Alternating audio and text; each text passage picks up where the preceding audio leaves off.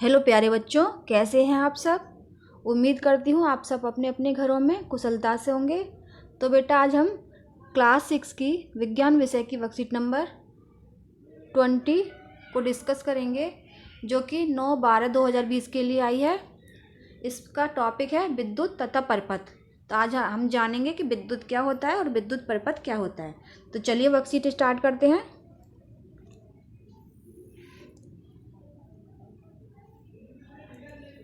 बेटा यहाँ पर एक आपको चित्र दिखाई दे रहा है जिस पर डेंजर यानी कि खतरा लिखा है। आपने ये कहीं देखा है? आपको याद आ रहा है कहाँ देखा है? अगर कहीं देखा है आपने तो कमेंट बॉक्स में कमेंट करके मुझे ज़रूर बताइएगा। आगे वर्कशीट पढ़ते हैं। विद्युत सेल। विद्युत सेल क्या होता है बेटा? ये एक यंत्र होता है जो रासायनिक ऊर्जा को विद्युत ऊर्जा में बदलता है। ये क्या करता है विद्युत सेल? जो आपका विद्युत सेल ऊपर बना हुआ है, ये रासायनिक ऊर्जा को विद्युत ऊर्जा में बदलता है।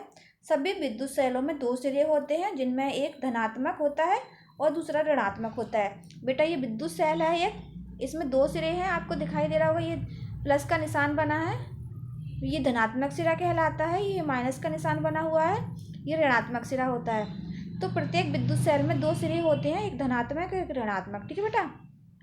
चेतावनी। ये चित्र के बारे में चेतावनी दी गई है कि विद्युत से या बिजली से हमको क्या क्या सावधानियां बरतनी चाहिए।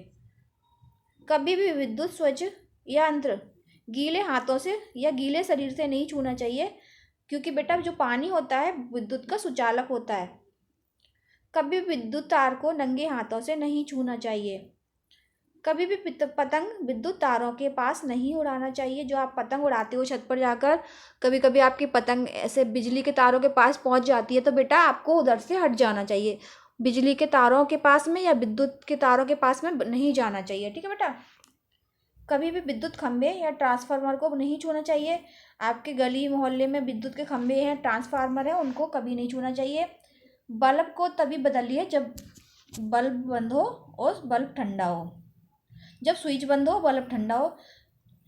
तो ये बेटा आपको नहीं करना। अगर करना पड़े तो तभी करिएगा जब बिजली का स्विच ऑफ हो और बल्ब ठंडा हो जाए, तभी आप को बल्ब को छुएंगे। ठीक है बेटा।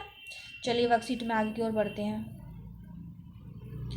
ये बेटा विद्युत अवयवों के चिन्ह हैं। कई कई बार हम लिखते हैं, कई बार तो वहाँ पर लिखने की जगह चिन्ह बना देते हैं। तो ये विद्युत के कुछ चिन्ह हैं, तो इनको समझ लीजिए आप कि प्रत्येक चिन्ह क्या दर्शाता है। तो पहला है तार। तार बेटा, तार के लिए सीधा चिन्ह बना देते हैं, लाइन एक सीधी लाइन खींच देते हैं, तो हमारे को तार समझ में आ जाता है। स्विच ऑन की स्थिति और स्विच ऑफ की स्थिति। तो बेटा इन दोनों में क्या अंतर है? ये दो हमने निशान बना लिए, दो पॉइंट बना लेते हैं, और एक इधर डंडा और एक इधर डंडा। जब बेटा ये हमारी लाइन मिली होती है तो स्विच ऑन की स्थिति होती है। जब हमारे बीच की लाइन हटा देते हैं, ये इधर और ये लाइन हटा देंगे, तो क्या होगा? स्विच ऑफ हो जाएगा, क्योंकि ये हमने अलग कर दिया है इस पे से। तो जब मिला होता है तब ऑन होता है, जब हटा होता है तो ऑफ होता है। ठीक है बेटा।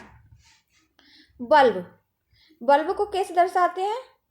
एक ऐसे बनाते हैं एम की तरह, और ऐसे, और इस पर गोला बना देते हैं, तो हमारा ये विद्युत बल्ब हो जाता है। ठीक है बेटा। सेल को क्या करते हैं?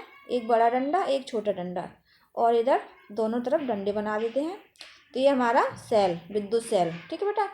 तो ये हमारा तार को, विद्युत तार को ऐसे बनाते हैं। ये जो प्लग है हमारा ऑन है, ये प्लग ऑफ है, ये हमारा विद्युत बल्ब है, और ये हमारी सेल है। जब हम कई सेलों को मिला देते हैं बेटा,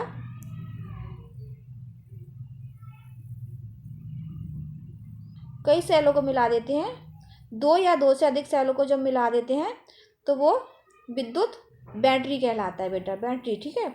सेल में हमारा एक धनात्मक और एक ऋणात्मक सिरा होता है, जबकि बैटरी में कई सारे सिरे होते हैं। ठीक है बेटा। ये हमारा बैटरी होता है। दो से अधिक जब सेलों को मिला देते हैं तो क्या बन जाता है, बैटरी। ठीक है बेटा, चलिए हम आगे चलते हैं।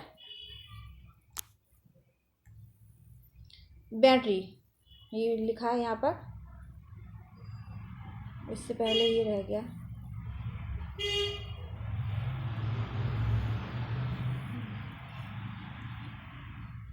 बैटरी, दो से अधिक विद्युत सेलों को मिला देते हैं तो बैटरी बन जाती है।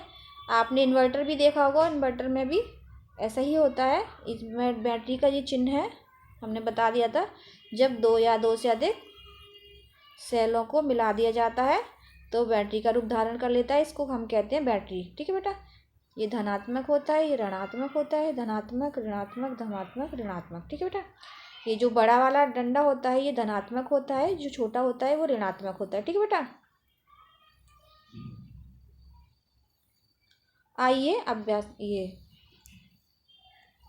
बल्ब यंत्र जो विद्युत ऊर्जा को प्रकाश ऊर्जा में बदलता है क्या कहलाता है बेटा, बल्ब कहलाता है। विद्युत ऊर्जा को प्रकाश ऊर्जा में बदलता है। ठीक है बेटा, बल्ब का तंतु, ये बल्ब हो गया, ये बल्ब का तंतु हो गया बेटा। ठीक है, बल्ब के अंदर घुमावदार पतली टंगस्टन के तार जो दोनों किनारों से मोटे तारों से जुड़ा होता है वो बल्ब का तंतु कहलाता है। एग्जाम में कई बार पूछा जाता है कि बल्ब का जो तंतु होता है वो किस धातु का बना होता है, तो ये बल्ब का तंतु जो होता है टंगस्टन का बना होता है।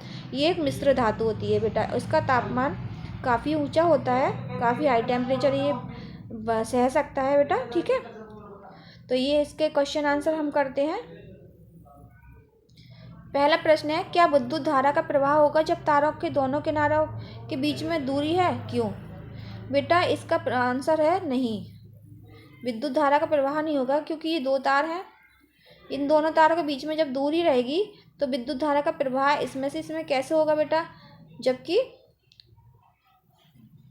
तो हम कह सकते हैं क्योंकि ये तारों के बीच में दूरी है तो इसमें विद्युत धारा का प्रवाह नहीं होगा। ठीक है बेटा, दूसरा क्वेश्चन है आपका, देख लेते हैं दूसरा क्वेश्चन।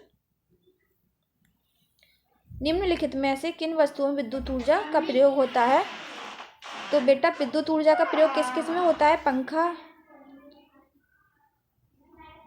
और phone, washing machine, television, computer, fridge, इनमें विद्युत ऊर्जा का प्रयोग होता है। बाकी आपका गैस चूल्हा विद्युत ऊर्जा का प्रयोग नहीं होता, और आपकी किताब में भी विद्युत ऊर्जा नहीं चाहिए होती है, टॉर्च में भी विद्युत ऊर्जा का प्रयोग होता है। ठीक है बेटा, तो आप इसमें से लिख लेंगे।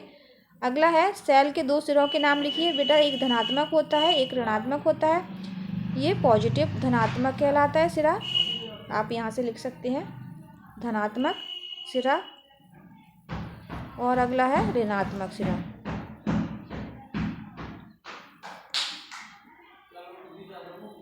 ऋणात्मक सिरा। ठीक है बेटा, तो आपके क्वेश्चन आंसर कंप्लीट होते हैं।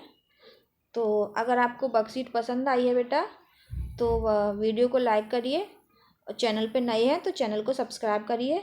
वीडियो देखने के लिए थैंक यू वेरी।